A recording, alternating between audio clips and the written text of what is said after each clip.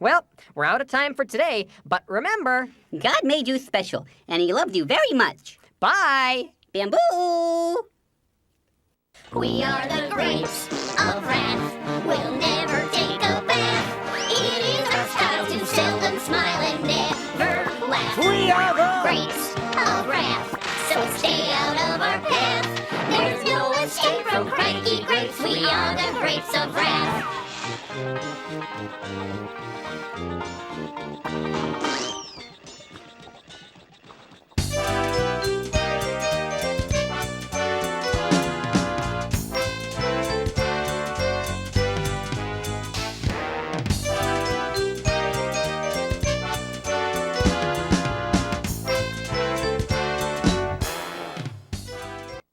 That in love we can forgive. Hey man, it is the only way to live. Obey God and see that we can live in harmony. Since God has forgiven us, it's true. You forgive me, I'll forgive you. I'm gonna start to show forgiveness from my heart. So do your part and show forgiveness from your heart. Hey, hey, hey, hey, hey. Bamboo.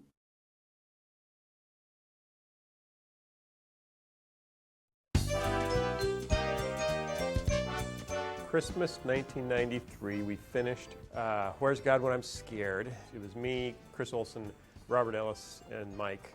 And killed ourselves, collapsed into bed, slept for a couple of days, and got up, and all of a sudden I realized, what are we going to make next? We need something else. I was paying these guys, and we didn't have anything to do next.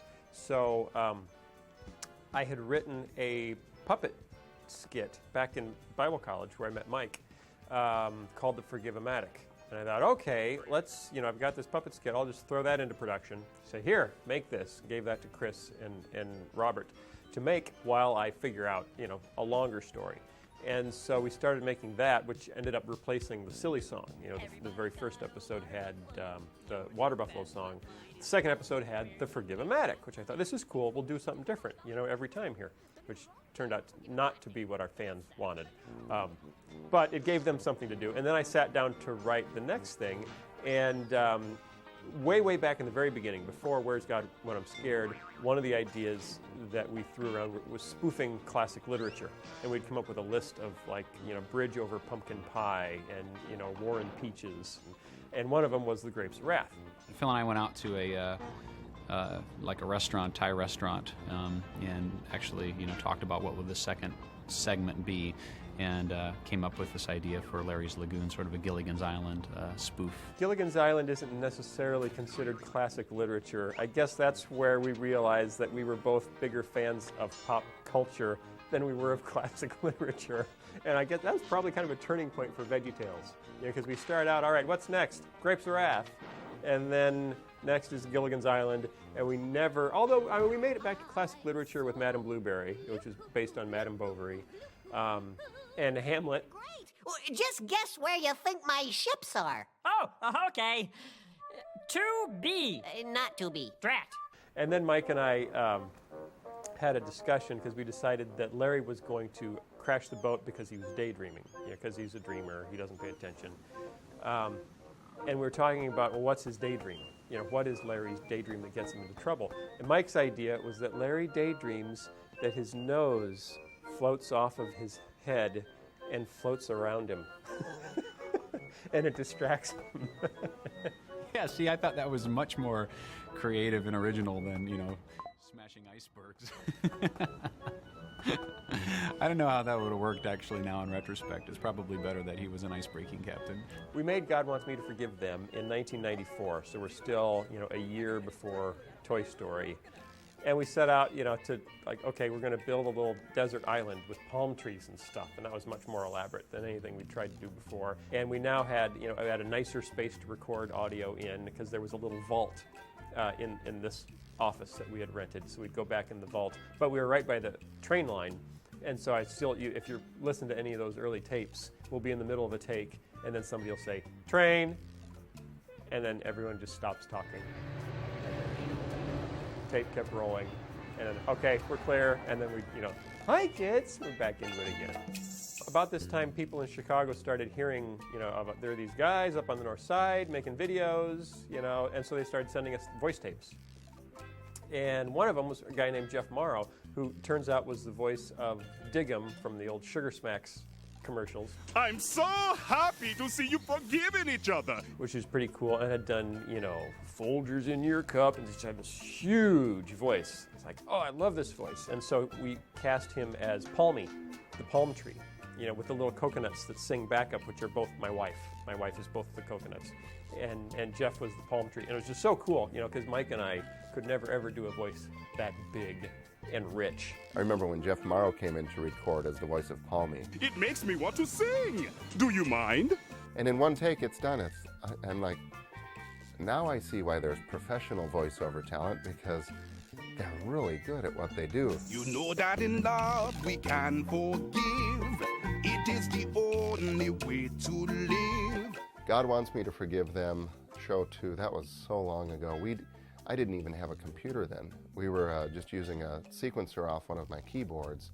So to do any sort of scoring, I couldn't lock to picture. We literally were using a stopwatch. So that's a very embarrassing period for me back then, because I listened to some of the music, more the score, if you can even call it that. I mean, we had very small segments of, okay, here's a little bit of tension, let's do something with that. And, just very rudimentary beginnings of scoring at that point. I had been arranging for years and writing on the side and working at a church, taking songs every week and arranging them. So it seemed pretty natural for me for Phil to come forward, or for Lisa or Mike at times, and say, okay, here's the start of a song, what can you do with it? And I'm kind of hearing Dixieland, or hearing polka, or hearing classical. And it's like, oh, okay, kind of grab from my ideas of what that means and what instruments that means, and just start going from there and seeing what comes out. Grapes of Wrath had that fun car in it, which that was a fun experience because we actually used my sampler and created all the car sounds, which way back then, that was about 10 years now. That was, it was a stretch for us because we hadn't done much of that yet. So I sampled a lot of different sounds from our sound library, wrenches and ratchets and squeaks and engine noises, and then we actually, I think I did something like just something with my mouth that then we ran through some effects and maybe for the car sound, and layered 10 sounds on there and created this little chugging car sounds. We must have hit a bump. A story, if it's really effective, a film, a book, whatever, if it's really effective, it has a theme. It's not just about, like, Lord of the Rings isn't about hobbits and orcs. It's about valor and self-sacrifice. Those are the themes. The plot is hobbits and orcs. And for a story to be really effective, it raises a central question and then answers it. And that's really the basic format of VeggieTales. It's the format of all good storytelling, is a story that can raise a central question, and we do it very literally. Now, Marco had a question for us. He said that when his baby sister does something that makes him mad, and then she says she's sorry, well, Marco's mom says he needs to forgive her. Why does he have to forgive? Oh, that's a good question. Now, the purpose of the story is to demonstrate the answer to that central question, not to just say it, like you would in a classroom, but to show it in a life, in a story. Here's the answers in this story. But because we're dealing, often with 3- and 4-year-olds, then we'll come out at the end and say, if you missed it, if you didn't pick it up from the story, here's what we learned. Sing the What Have We Learned song. Here's the answer to the central question. And the answer is the nugget of truth. It's a summation of a theme that's so simple that even a 4-year-old can pick it up, put it in his pocket, and carry it around for the rest of his life. And that was key from the very beginning, that kids need to walk away from these stories with a lesson that they can use. That's one smart grape. We started getting fan mail really as soon as people got the first show, Where's God When I'm Scared, which was really, really cool. And some of the first letters, just blew us away because they loved it. They just loved it, and their kids loved it, and they couldn't wait for the next one. And it was really the coolest thing, you know, because we're starving trying to make the next one. We have no idea if the first one is any good, and all of a sudden we get this, you know, really great feedback that my kids were afraid of the dark. You know, they're having trouble sleeping, and they watched this video like 2 times, and now they're not. You know, and to see immediately, you know, you work so hard, and then to see the impact right out of the gate, you know, that you can have with the story, you know, that has biblical truth in it. Wow! All right, onward. That was a lot of fun. Oh, yeah. This is Greg Harden. He's an artist here at Big Idea Studios. Today, he's going to show you how to draw Palmy the palm tree. We'll start off with the trunk of the tree right in the middle of your paper. Kind of give it a bit of a curve so it's a little more interesting than just a straight up tree trunk. Kind of cap it off, and then about 3/4 of the way up, you're going to go ahead and draw 2 circles for his eyes.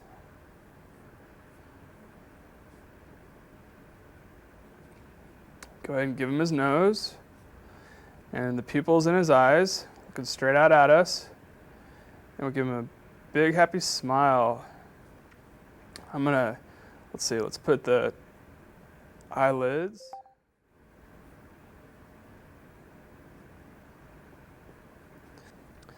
Okay, now for his leaves, it's kind of going to be like his hair. We're going to start off in the middle of this would be like the top of his head, and we'll start going out like this, and we'll kind of just imagine how each of these leaves kind of spreads out from the middle of his head, kind of all these different directions.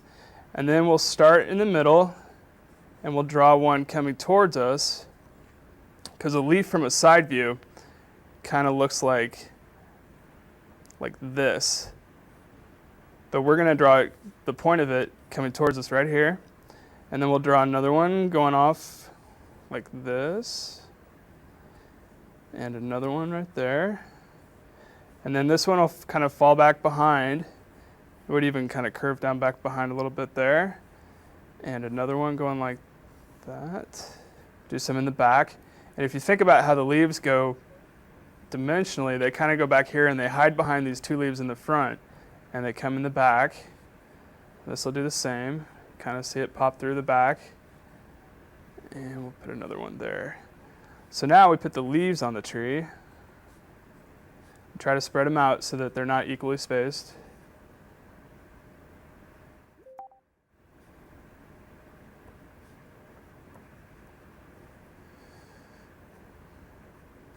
And then you can go ahead and put some of the rings on the tree if you want, on the palm tree.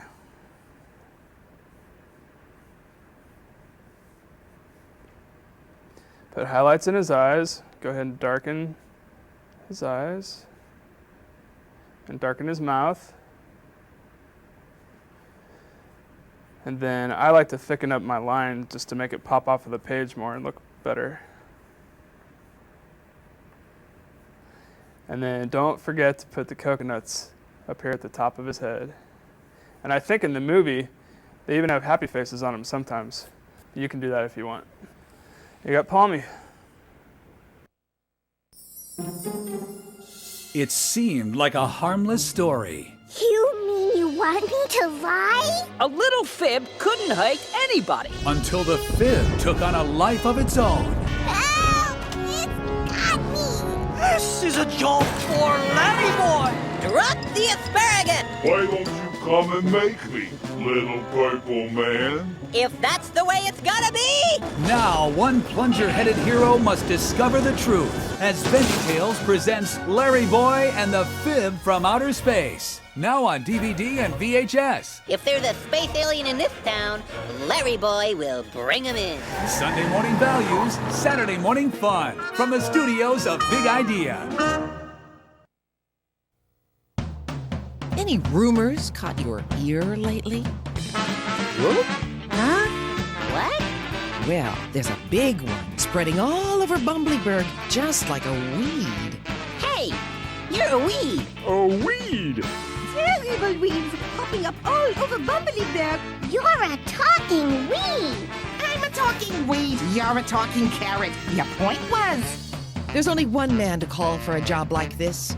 America's favorite plunger-headed hero, Larry Boy. Okay, I can do this.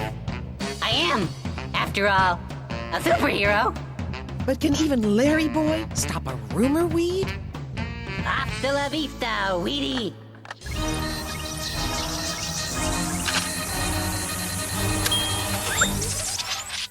Wrong button. Yes, Larry Boy is back in the biggest VeggieTales adventure ever with a great lesson in the power of words. God doesn't want us to tell stories that can hurt. He wants us to spread nice word. Don't miss Larry Boy and the rumor weed.